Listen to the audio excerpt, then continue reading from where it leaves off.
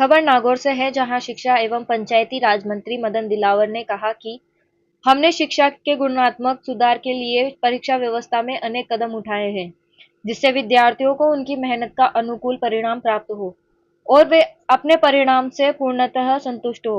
इसके लिए रीटोटलिंग के साथ रीचेकिंग की व्यवस्था प्रारंभ कर रहे हैं।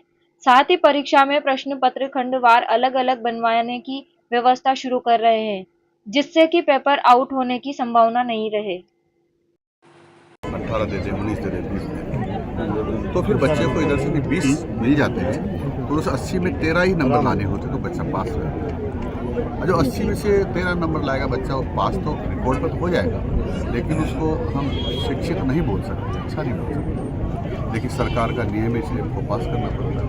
तो हमने ये अपनी बारी प्रावधान किया है, 20 में से तुम कितने भी नंबर दोगे, लेकिन 80 में से आपको 40 नंबर लाने होंगे। कम लाए तो बच्चा तो पास हो जाएगा, लेकिन मार्ट साहब फेल हो जाएंगे। और ऐसे मार्ट साहबों के लिए मेरे पास बहुत अच्छी अच्छी जगह है, और हमारे 12 जिले में भी, नागौर में ऐसा होगा तो 12 जिले में ले जाएंगे, गंगानगर में होगा तो बांसवाड़ा ले जाएंगे, और बांसवाड़ा में हो जाएगा तो गंगानगर रख देंगे। अच्छी अच्छी जगह हमारी है, और इसके कारण से शिक्षक का पहले की अपेक्षा पढ़ाई अच्छी करने लगे हैं।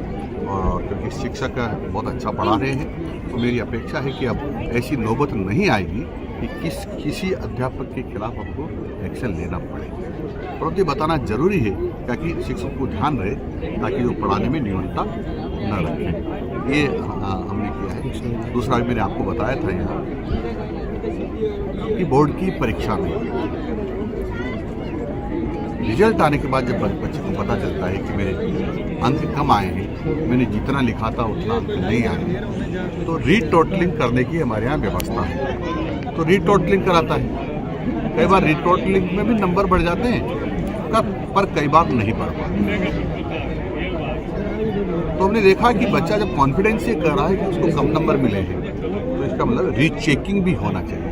उस प्रश्न में जो उसने लिखा है, प्रश्न का जवाब लिखा है, उन्होंने सही लिखने के बाद, पूरा लिखने के बाद कम नंबर कैसे, यदि ऐसा होगा तो जो जितने नंबर उसको मिलने चाहिए वो नंबर मिलके फिर रिटोटलिंग होगी, बाकी पढ़ सकता है।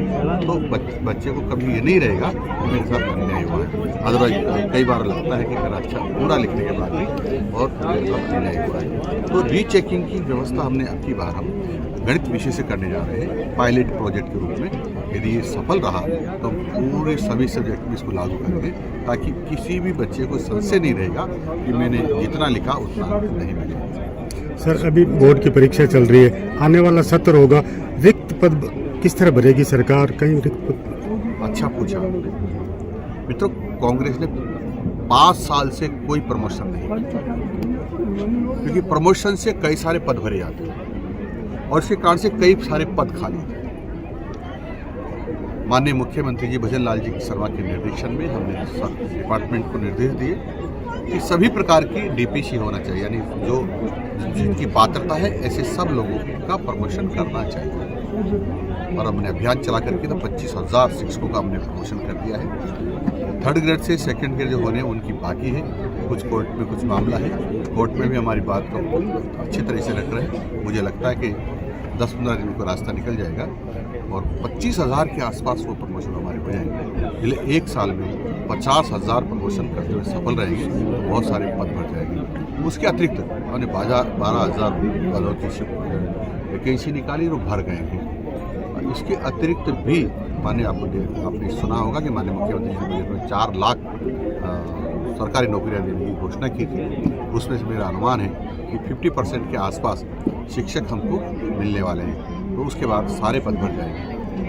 इसलिए किसी भी विद्यालय को पदों के कारण से महरूम नहीं रहना पड़ेगा। शिक्षा विभाग में और क्या नवाचार